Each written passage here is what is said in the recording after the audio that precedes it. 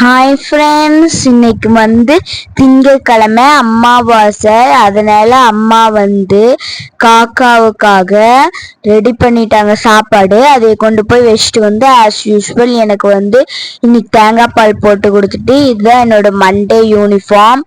இது நான் ரெடி ஆயிட்டு அதுக்கப்புறமா தேங்காய் பால் குடிச்சிட்டு இருக்கேன்.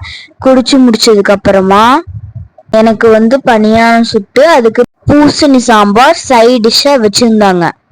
அம்மா டேஸ்ட் பிடிச்சிருக்கான்னு கேட்டாங்க.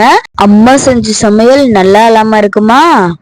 சாப்பிட்டு முடிச்சுட்டு தலை சீவிட்டு சந்தனம் வச்சுக்கிட்டு அதுக்கப்புறமா பேக் மாட்டிட்டு ஸ்கூலுக்கு கிளம்பிட்டேன்.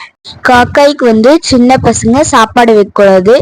உங்க வீட்டுல பெரியவங்க இருந்தா அவங்க தான் சாப்பாடு வைக்கணும்.